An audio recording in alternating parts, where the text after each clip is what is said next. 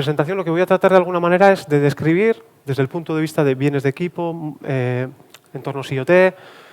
y también infraestructuras cloud, digamos, qué retos estamos descubriendo o qué retos estamos viendo en Ikerlan a día de hoy. Y más concretamente en el equipo igual en el que yo estoy, que es el equipo de ciberseguridad en plataformas digitales. Pero también haré mención a aspectos relativos a ciberseguridad en sistemas embebidos, ¿vale? Entonces, bueno, como igual muchos de vosotros conocéis, tenemos aquí el rosco de Ikerlan que le llamamos, el rosco de Ikerlan Connect, en el cual de alguna manera tratamos de cubrir todo el ciclo de vida, ¿no?, del dato desde el sensor hasta la nube, ¿vale?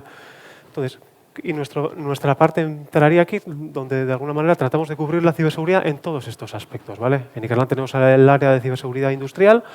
en donde tenemos un equipo que orbitaría más en esta parte y otro que orbitaría más en esta, ¿vale? De alguna manera lo que tratamos es eso, disponer o ofrecer mecanismos a las empresas de tener una seguridad de extremo a extremo, añadiendo diferentes retos que son los que voy a comentar a continuación, ¿vale? A menos que igual tengáis productos o dispositivos que requieran de certificación o procesos de desarrollo muy específicos, que también los soportamos en Ikerlan, estamos tratando de ir hacia, por lo menos en mi equipo, hacia desarrollos más ágiles, desarrollos que estén un poco más orientados hacia resultados rápidos, pero también de alguna manera tratando de gestionar la ciberseguridad en todas las fases del desarrollo y después en la operación, que es algo que normalmente también igual se olvida, ¿vale? Entonces, lo que vamos a comentar son, de manera rápida y breve, pues eso, qué retos vemos en cada uno de estos aspectos, ¿vale? Al final, nuestra visión, de alguna manera, trata de combinar lo que sería el concepto de DevOps, es decir, despliegue continuo, integración continua, es decir, desarrollo de aplicaciones rápidas y despliegue de estas, e intentar automatizarlas al máximo posible, siempre y cuando las herramientas lo permitan o realmente valga la pena automatizarlo, ¿eh? De esta manera, para tener una seguridad integral que vaya pues desde las propias fases del desarrollo hasta la operación y que a su vez la operación pueda ayudar a retroalimentar otras fases, ¿vale? Entonces, en concreto vamos a hablar de la parte de desarrollo, evaluación, es decir, temas de pentesting, normativas, ¿no?, certificaciones que podrían aplicarse, despliegue y por último ya la operación, ¿vale? Entonces, desde el punto de vista de desarrollo, ¿no?, nosotros al final lo que podemos ayudar a las empresas al final es hacer desarrollo seguro de aplicaciones. Bien pueden ser aplicaciones embebidas, que tengan requisitos de certificación o funcionales de seguridad, digamos, o también aplicaciones más hacia el cloud que de alguna manera ayudan o que son aplicaciones que cada vez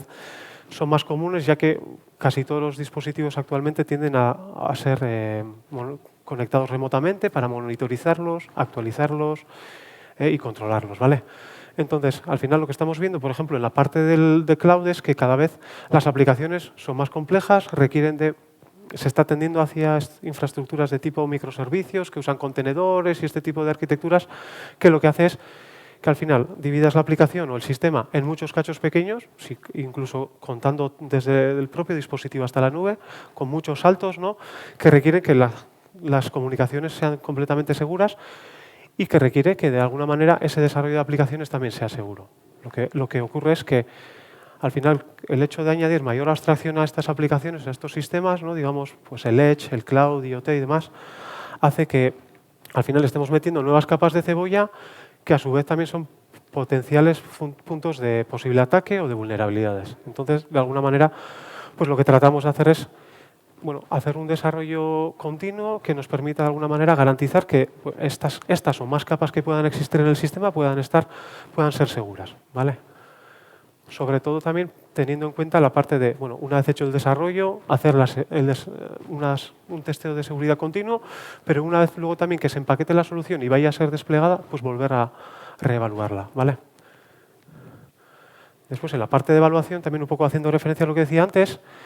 la parte de pentesting es un aspecto muy importante y que cada vez vemos más importante porque cada vez más clientes tienen esta demanda o ven que existe esta necesidad, bien porque se la impone a algún posible cliente o porque ellos mismos también están viendo que es necesario mejorar la seguridad de sus sistemas, ¿eh? Entonces aquí, pues se puede hacer un pentesting de toda la infraestructura, es decir, hacer un test de penetración, es decir, que al final es atacar la infraestructura cliente a fin de detectar vulnerabilidades sin llegar a explotarlas de forma dañina, ¿vale? Entonces lo que nosotros somos capaces de hacer, lo podemos hacer es de alguna manera, hacer un pentesting de todo el sistema, no solo de algún componente en concreto, no solo de la parte cloud, sino también de los propios dispositivos. Y no solo la parte digital, es decir, los servicios que ofrece las APIs ¿no? y demás, sino también la parte física, es decir, la seguridad física del dispositivo y el pentesting que le llamamos físico, que básicamente es temas de anti-tampering, anti-cloning, tratar de evitar que al final, si alguien tiene acceso al dispositivo físico, pues pueda extraer parte del firmware o hacer un volcado de la memoria o acceder a ciertos puertos, extraer los certificados o cosas similares, ¿vale? Perdón. Vale. Siguiendo con la evaluación también, y un poco haciendo referencia antes a la parte normativa que os comentaba, otro de los retos importantes realmente es el tema de las normativas. Cada vez desde Europa se está tratando de impulsar, ¿no?, el hecho de definir nuevos marcos de ciberseguridad de cara a que los productos desarrollados en Europa pues, cumplan con unas características y si algún servicio o producto vaya a ser desplegado en Europa, pues cumpla con unas características, ¿vale? Entonces, bueno, existen las normativas tipos IEC 62443, que está orientada a sistemas de control industrial, pero también existen otras, como los que trabajamos también aquí, que son esta especificación del ETSI, que está orientada a dispositivos IoT de consumo, que de alguna manera te dice que si tú vas a tener un dispositivo IoT de consumo, pues qué requisitos tienes que cumplir e incluso cómo testearlos también, ¿vale? Es decir, se están haciendo pasos, pero todavía no hay nada definitivo a día de hoy. Y lo mismo pasa con la parte de la nube, ¿no? Antes se podría aplicar lo que decía de IoT de consumo, podría aplicarse a bienes de equipo, por ejemplo, incluso. Y lo mismo pasaría en la parte de cloud, en la que también existe el esquema EUCS, que trata de alguna manera es aumentar el nivel de la seguridad de empresas que ofrecen plataformas digitales, servicios conectados y demás.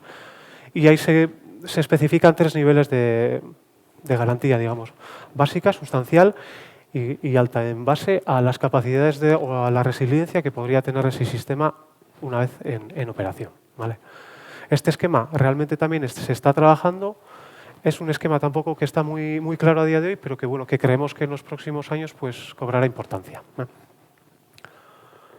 Después, en la parte del despliegue, también otro de los retos importantes que vemos es que muchas veces lo que ocurre es que una empresa, de alguna manera, tiene su producto, vale, sabe que su producto es seguro cuando hace la industrialización, pero luego qué pasa cuando está en campo, ¿no? Entonces, aquí en la parte de hardening, lo que tratamos de hacer, o bueno, lo que se trata de hacer es de alguna manera hacer que el sistema, una vez salga de fábrica, esté realmente bastionado, protegido y que realmente al final esté seguro y que tengamos las garantías de que una vez esté en campo y que tal vez esté nuestra máquina en nuestro cliente, que nuestra máquina no sea un problema para la red del cliente, por ejemplo, o al revés también, ¿no? ¿Vale? Entonces aquí pues se tratan esquemas, sobre todo, se trabaja en securización de PLCs o securización también de equipos, tanto lógica como físicamente incluso podría ser, que igual requerirá algún cambio en el diseño del hardware para inhabilitar puertos o inhabilitar periféricos y cosas así, ¿vale? Después, otro aspecto importante también que luego lo va a comentar Iñaki es el de la identidad de dispositivos. Al final, si vamos a desarrollar servicios conectados, digamos, ¿no?, y añadir servicios digitales a nuestros productos físicos, podríamos decir, necesitamos identificar de manera unívoca a esos dispositivos. ¿Por qué? Porque al final vamos a tener que saber realmente que el dato que estamos recibiendo es del dispositivo que dice ser, que las comunicaciones hacia la nube y con otros dispositivos también son seguras, ¿no? Va a autenticar a ese propio dispositivo realmente para ver luego qué puede hacer, ¿no?, y autorizarle, es decir, tú puedes hacer estas operaciones o no. Y al final para ello son necesarias infraestructuras que con 2 dispositivos, 3, 4 no es un problema, pero en el momento en el que pasamos a un número de dispositivos muy elevado, es decir, decenas, miles, pues es necesario tener una infraestructura para hacer la gestión principalmente de los certificados que se van a usar para identificar a estos dispositivos, ¿vale? Y esto más tarde Iñaki también nos va a dar más detalle. Bueno, aquí también, nosotros también en Ikerland tenemos varias opciones de despliegue, pero bueno, igual me lo voy a saltar y si alguien luego tenéis interés, pues lo podemos comentar. Y por último, luego ya estaría la parte de operación que decíamos, ¿no?, que es un poco el gran olvidado, que al final lo que necesitamos es que una vez el dispositivo pase a campo, realmente podamos monitorizarlo, podamos obtener la información de los eventos de seguridad que puedan estar pasando en ese dispositivo y de alguna manera, si llega el caso, pues actualizar ese dispositivo, si es que detectamos alguna vulnerabilidad, poder actualizarlo remotamente, con el fin, al final, de que el dispositivo, una vez que sale de campo que sale de fábrica y va a campo, pues continúe siendo seguro a lo largo de todo su ciclo de vida. ¿Vale? Y cada vez aquí también se está viendo pues, que, bueno, sobre todo el tema de las actualizaciones, que cada vez es más importante. Es decir, porque al final el mero hecho de que un dispositivo esté conectado hace que ya pueda ser vulnerable, y si ese dispositivo no es actualizado de manera, digamos, regular o continua, o por lo menos controlado, pues puede ser que nos estemos exponiendo a fallos de seguridad que igual ni siquiera a día de hoy son detectados todavía. Vale. Y por último, ya igual un poco haciendo más hincapié en la parte de investigación, pues bueno, en el equipo tenemos varias tesis que estamos trabajando que tienen que ver con varios de los topics que os he comentado, pero que de alguna manera tratan de ir un poco más allá. Por ejemplo, tenemos a Intane, que está trabajando en encriptación extremo a extremo, pero usando otros tipos de encriptación que no sean basadas en certificados, o bueno, otros esquemas que no son basados en certificados o clave pública. ¿Vale? Después tenemos a Xavi, que por ejemplo lo que está trabajando es en cómo utilizar este concepto que Google acuñó hace ya unos años, el tema del Federated Learning, es decir, un aprendizaje, podríamos decir, distribuido, para detectar anomalías y posibles ataques en entornos IoT, entornos donde hay muchas máquinas o muchos dispositivos, ser capaces de alguna manera de que cada dispositivo envíe cierta información del comportamiento que está teniendo de comunicaciones para que luego un ente un poco más inteligente pueda detectar posibles ataques o no. Después estaría Denis, que está trabajando en la parte de blockchain, que luego también hablarán Michel y en el panel también comentaremos, pero tratando de aplicar el blockchain a entornos IoT o industrial, ¿no? Donde los requisitos tal vez son otros, y donde realmente, sí, la teoría dice que puede ser útil, pero luego la verdad es que pues bueno, cuesta aplicarlo por los costes que tiene, por el rendimiento que tiene y demás.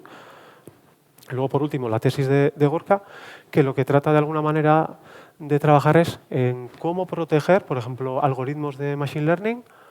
distribuidos en este caso también, pero de cara a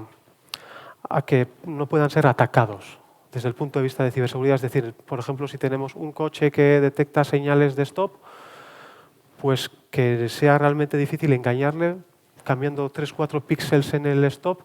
pues ver si realmente le podemos engañar o no. Y al final lo que trabajará él es en cómo hacer el sistema, ver cómo se pueden atacar estos sistemas actuales y cómo hacerlos más seguros. Pero bueno, este es un campo también todavía muy incipiente, donde todavía en la parte de Machine Learning todavía también hay mucho trabajo por hacer. ¿Vale? Y con esto ya un poco daría concluida mi presentación. Eskerrik asko.